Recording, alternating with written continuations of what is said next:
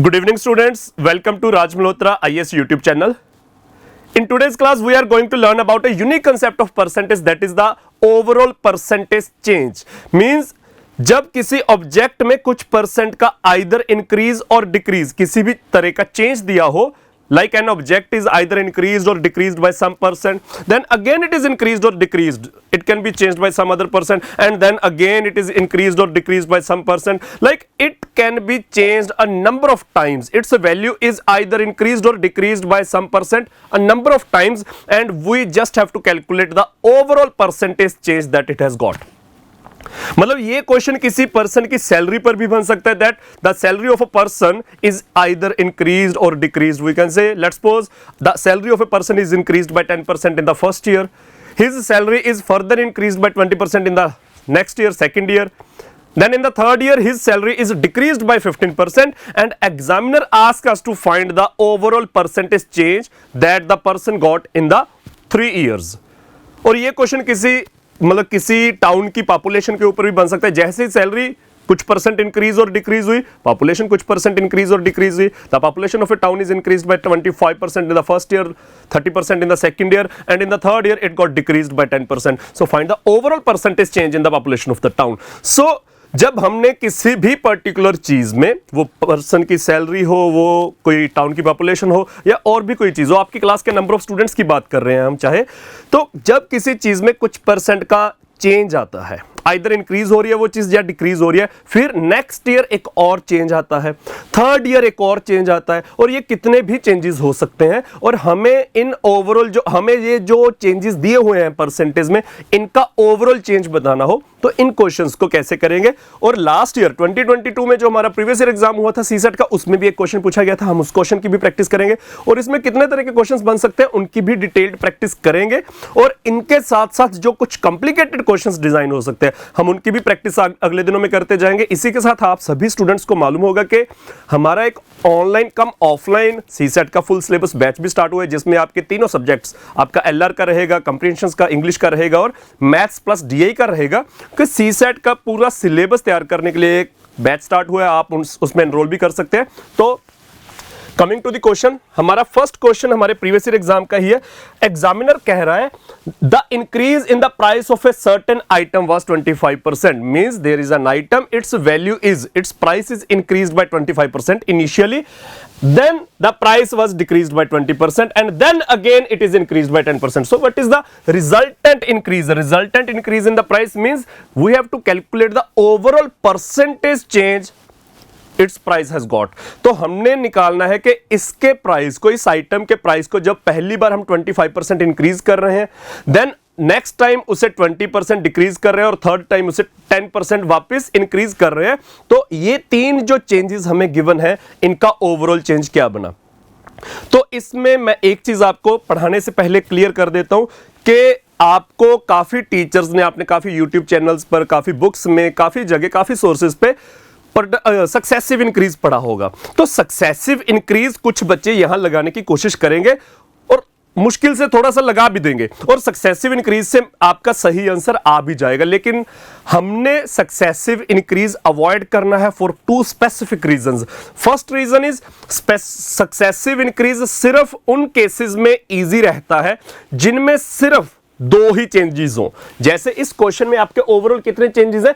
Increased by 25%, first change, second change it is decreased by 20%, and then finally it is increased by 10%.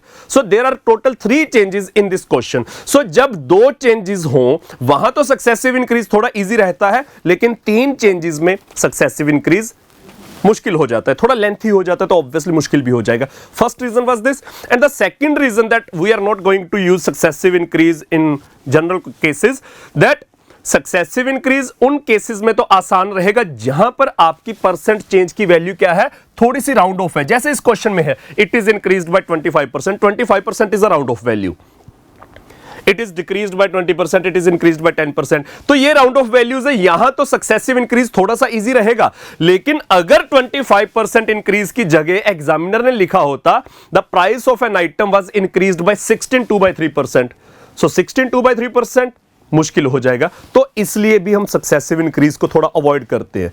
तो यहां दो में से एक रीजन तो हमारे पास है कि भाई 3 चेंजेस है तो सक्सेसिव इंक्रीज अवॉइड करेंगे। सक्सेसिव इंक्रीज की हेल्प से, मैं सक्सेसिव इंक्रीज वैसे फुल सिलेबस में पढ़ाऊंगा आपको और ये बताऊंगा कि सक्सेसिव इंक्रीज किन क्वेश्चंस में लगाएंगे और इजीली आंसर आ जाएगा विद इन 5 और 8 सेकंड्स। लेकिन अगर क्वेश्चंस थोड़े से मुश्किल हो रहे हैं, थोड़े से लेंथी हो रहे हैं, थोड़ा ज्यादा डाटा गिवन है, जैसे 2 की जगह 3 चेंजेस हैं या परसेंट वैल्यूज 16 2/3%, 12.5%, इस तरह की परसेंट वैल्यूज आ जाए तो हम सक्सेसिव इंक्रीज अवॉइड करेंगे। तो क्या यूज करेंगे वो मैं इस क्वेश्चन में समझाऊंगा। तो आपको सिर्फ इनकी परसेंटेज की फ्रैक्शंस मालूम होनी चाहिए। तो एग्जामिनर कह रहा है the increase in the price of a certain item was 25%. So we all know that 25% is equal to 1/4. हमें 25% की फ्रैक्शन मालूम है कि 1/4 होती है और 1/4 का मतलब शायद मैंने पिछले सेशंस में भी समझाया था कि fraction is read as 1/4 but it actually means 1 out of 4. So when it is 1 out of 4 and what is 1 out of 4? 1 out of 4 is increased. I was going to write more. More is also correct but specifically it is 1/4 increase. So 1/4 increase का मतलब 4 में 1 increase हो गया. There is an increase of 1 in 4. So 4 में 1 increase हो गया तो it becomes 5/4. So students we just need to know that 25% increase fraction में 5/4 बनता है. So 5/4 का मतलब a certain thing was actually 4 and when it gets increased by 25% it becomes 5. So fraction में जो 5/4 में ऊपर न्यूमिनेटर में 5 और नीचे डिनोमिनेटर में 4 लिखा गया है तो denominator is always the initial value and numerator is always the new that is the final value. ये हमेशा ध्यान में रखना है। So 25% increase will become 5/4. Then the other increase was decreased by 20%. Decreased by 20%. 20% is 1/5. So 1/5 decrease means it becomes 4/5. There is a decrease of 1 in 5. So it will become 4 out of 5. And then it is increased by 10%. It is again increased by 10% means 10% is equivalent to 1/10. So when a thing is increased by 1/10, it means there is an increase of 1 in 10, so it will become 11/10. So it will become 11/10 means overall क्या हो जाएगा यहां इस question में, ये आपका 2022 का previous year question paper का क्वेश्चन है। तो यहां इस क्वेश्चन में 25% इंक्रीज जो 5/4 बन रहा है और 20% डिक्रीज जो 4/5 बन रहा है वो आपस में कैंसिल आउट हो रहे हैं। कैंसिल आउट हो रहे हैं तो क्या बचा? सिर्फ आपका 11/10 बचा और 11/10 मतलब आपका ओवरऑल 10% इंक्रीज आ जाएगा। इस क्वेश्चन में आपका ओवरऑल 10% इंक्रीज आ जाएगा। So our correct answer will be the second option. तो इस तरह से कुछ क्वेश्चंस हमने और प्रैक्टिस करने हैं। ये आपका PYQ का क्वेश्चन है। तो एग्जामिनर जब भी हमें कहे कि किसी भी पर्टिकुलर चीज में, यहां किसी आइटम की बात हो रही है जिसका प्राइस पहले कुछ परसेंट बढ़ रहा है, फिर कुछ परसेंट कम हो रहा है, फिर और कुछ परसेंट फाइनली बढ़ रहा है, तो examiner is asking us to find the overall percentage change. तो ओवरऑल परसेंटेज चेंज निकालने के लिए हमें इन परसेंट इंडिविजुअली जो परसेंट चेंजेस है उनकी फ्रैक्शंस को सीधा मल्टीप्लाई करना है। यहां इंटरेस्टिंग केस ये आ गया था कि 25% इंक्रीज एंड 20% डिक्रीज एक दूसरे को कैंसिल कर गए तो सिर्फ 10% इंक्रीज बचा, तो ओवरऑल हमारा 10% इंक्रीज आ गया। अगला क्वेश्चन देखिए, इसी में इंटरेस्टिंग क्वेश्चन है, थोड़ा वैल्यूज इंटरेस्टिंग हो जाएंगी। The salary of a person is increased by 10% in the first year. Examiner is saying कि there is a person his salary is increased by 10% in the first year and by 35% in the second year, और second year में उसकी salary is increased by 35% but his salary is decreased by 20% in the third year. So examiner is asking us to find the overall percent change in his salary in these 3 successive years. So 10% increase, initially there is an increase of 10%. So 10% increase becomes 11/10. Secondly, it is increased by 35%. So students, 35% is equal to 7/20. हमें 35% की fraction मालूम होगी 7/20। ये मैं paid batch में पूरा detail में सभी परसेंट वैल्यूज की फ्रैक्शंस याद करवा दूंगा और विद इन 20 to 25 मिनट्स आपको सभी परसेंट वैल्यूज उनकी फ्रैक्शंस याद हो जाएंगी, इन फ्रैक्शंस की परसेंट वैल्यूज याद हो जाएंगी। और अगर कोई ऐसी परसेंटेज वैल्यू एग्जामिनर गिवन दे दे जो हमने निकाली नहीं होगी कभी, तो मैं निकालनी भी सिखा दूंगा कि विद इन 2 और 3 सेकंड्स आपने किसी भी रैंडम परसेंटेज वैल्यू की अगर फ्रैक्शन निकालनी है तो कैसे निकालनी है। सो 35% इंक्रीज है तो 7/20 increase, 7/20 increase means it is increase, there is an increase of 7 in 20, so it will become 27/20। 20, so it will become 27 by 20. So second change will lead it to 27 by 20 times, and the third change is decrease of 20%. 20% decrease becomes 4 by 5. Because 20% is actually 1 by 5, the fraction equivalent to 20% is 1 by 5. So 20% decrease means there is 1 by 5 decrease. There is a decrease of 1 in 5, that means it will become 4 out of 5. So what will it overall become? It will overall become, let's cancel out what can be cancelled. So we are not going to cancel anything. So students, आपके दिमाग में possibly आया होगा कि sir 4 और 20 cancel हो सकते हैं.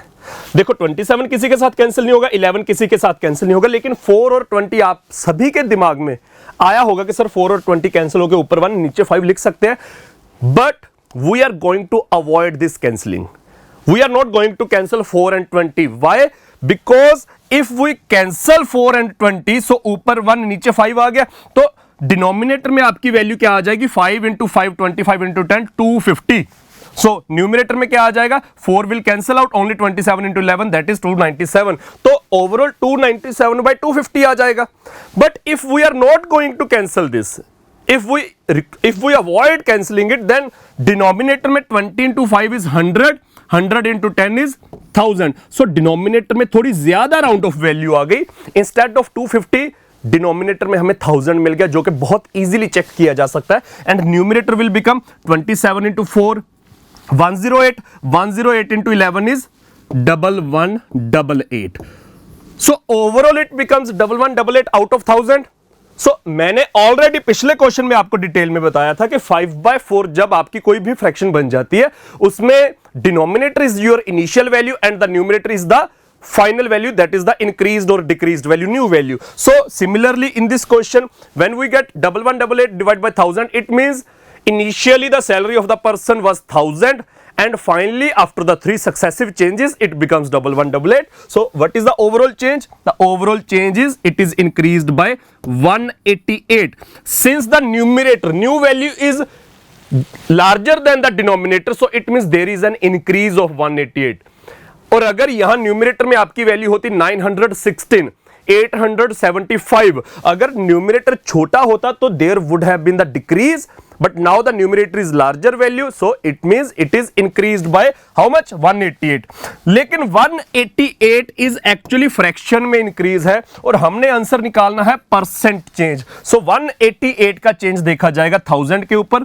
सो परसेंटेज निकालने के लिए 188 will be checked over 1000 and percentage निकालने के लिए multiply 100. So our answer will be 18.8% increase. So the overall salary is increased by third option, 18.8%. So this is a way.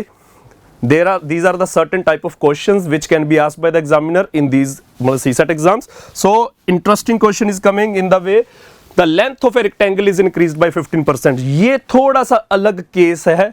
Question formulate करने का method बहुत change हो गया, लेकिन जो हमारा सॉल्व करने का तरीका रहेगा बिल्कुल सेम रहेगा. तो उसके लिए हम पहले क्वेश्चन को समझते हैं. Examiner is saying that the length of a rectangle is increased by 15%. यहां इस क्वेश्चन में सैलरी की बात नहीं हो रही, किसी आइटम के प्राइस की बात नहीं हो रही, यहां किसी टाउन की पॉपुलेशन की बात नहीं हो रही, यहां रेक्टेंगल के एरिया की बात हो रही है कि रेक्टेंगल की लेंथ जो है it is increased by 15% while its breadth is increased by 40%. So examiner is asking to find the overall percent change in its area. So we just need to check what is the area of the rectangle. So we all know that area of rectangle is length into breadth.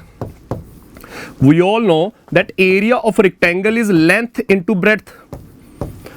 So इस question में examiner ने हमें given क्या दिया है? Examiner ने कहा है the length is increased by 15% and the breadth is increased by 40%. और हमें सिर्फ ओवरऑल एरिया में कितना चेंज आ जाएगा वो निकालना है. So we all know that area is equal to length into breadth. So area में ओवरऑल कितना चेंज आएगा? वो लेंथ और ब्रेड्थ के जो इंडिविजुअल चेंजेस है उनके मल्टीप्लाई के बराबर, उनके प्रोडक्ट के बराबर ही आएगा. जैसे अभी तक प्रोडक्ट करते गए थे, जितने इंडिविजुअल चेंजेस है सभी को मल्टीप्लाई करते जाओ, तो यहां लेंथ और ब्रेड्थ के जो इंडिविजुअल चेंजेस है उनको मल्टीप्लाई करते जाओ और हमें एरिया का चेंज मिल जाएगा. So area will be 15% increase will become, so 15% is 3/20.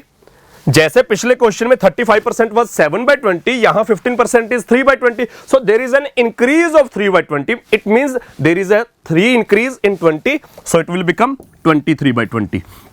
So it will become 23/20, and breadth is increased by 40%. Fraction of 40% is equivalent to 2/5. So if there is an increase of 2/5, it will become 7/5.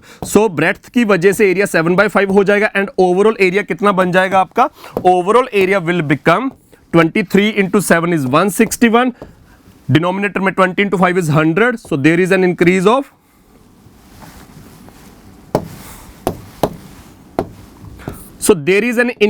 of 61 in 100. So 61 increase in 100 will automatically be equal to 61 increase in 100 will automatically be equal to 61%, because percentage निकालने के लिए हमने out of 100 ही देखना होता है, और यहां by chance वो ऑलरेडी आउट ऑफ 100 है, तो आउट ऑफ 100 अगर 61 का इंक्रीज है तो it will be equivalent to 61% increase. So इस क्वेश्चन का आपका answer will be 61%. So next sessions में हम अपने, ये हमारा आज का सेशन था, नेक्स्ट सेशंस में हम अपने और तरह के जो क्वेश्चंस सी सेट में पूछे जा रहे हैं पिछले 3-4 साल से, स्पेसिफिकली 2018 के बाद, उनकी प्रैक्टिस लगातार करते जाएंगे. सभी टाइप्स को यहाँ यूट्यूब पर भी कवर करने की कोशिश करेंगे.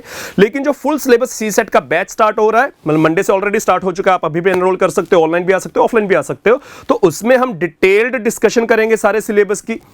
इसके साथ साथ हमने मतलब सारा सिलेबस जब कवर करना है तो एक ऑर्डर में सभी चैप्टर्स को कवर करना है, बेसिक कैलकुलेशंस अच्छे से कवर करनी है, कि कोई भी किसी भी चैप्टर के किसी भी टाइप का जब हम क्वेश्चन सॉल्व करें तो आखिर में जो कैलकुलेशन होती है 23 into 7 पे ही काफी बच्चे मतलब कंफ्यूज हो जाते हैं या टाइम वेस्ट कर देते हैं. तो इस तरह की कैलकुलेशंस हमारी अच्छी हो जाए तो पहले कैलकुलेशंस करेंगे, फंडामेंटल्स कवर करेंगे, देन एक एक करके सारे basic chapters, then important chapters, फिर सारे जो चैप्टर्स बेसिक्स पर, बेसिक फंडामेंटल्स पर, बेसिक फंक्शंस पर बेस्ड है, वो सारा सिलेबस कवर करेंगे. तो उसके लिए आप एनरोल कर सकते हो, डिस्क्रिप्शन में नंबर है. इसी के साथ साथ मैं एक चीज यहां इस क्वेश्चन में बताने लगा था कि पेड बैच में हम मतलब नवंबर एंड तक या दिसंबर स्टार्टिंग में परसेंटेज जब चैप्टर करेंगे तो उस चैप्टर में क्वेश्चन मैं आपको करवाऊंगा. इसी क्वेश्चन को उल्टा कर देंगे, that the length of a rectangle is increased by 15%. जैसे इस क्वेश्चन में गिवन है, सिमिलर वे में the length of a rectangle is increased by 15% and the examiner is asking us that by how much percent its breadth should be increased. इस question में तो दिया है कि breadth is increased by 40%. हम question को उल्टा कर लेंगे कि the length is increased by 15%. By what percent its breadth should be increased such that its overall area increases by 61%. ताकि इसका overall area 61% increase हो, तो एरिया का चेंज दिया जाए और breadth का चेंज पूछा जाए. इस तरह के क्वेश्चंस को भी प्रैक्टिस करेंगे, और इसी में थोड़े से और टिपिकल क्वेश्चंस जो थोड़े से टफ हो जाते हैं उनकी भी लगातार प्रैक्टिस करेंगे. लेकिन इन सभी प्रैक्टिसेस की जो बैकग्राउंड होगी उसमें क्या होगा कि इन परसेंट वैल्यूज की हम फ्रैक्शंस अच्छे से स्टार्टिंग में ही कर लेंगे. होपफुली जो हमारा परसेंटेज का पहला सेशन होगा उसी में ही कर लेंगे. तो आप बैच भी ज्वाइन कर सकते हो. यूट्यूब सेशंस हमारे डेली 5 बजे शाम को आप देखते ही हैं, जिसमें हफ्ते में 2 सेशंस आपके इंग्लिश के होते हैं, 2 रीजनिंग के होते हैं और 2 मैथ्स के होते हैं. वो इसी ऑर्डर में आपको शाम 5 बजे मिलते ही जाएंगे. अगले सेशन में मिलते हैं बच्चे. Thank you.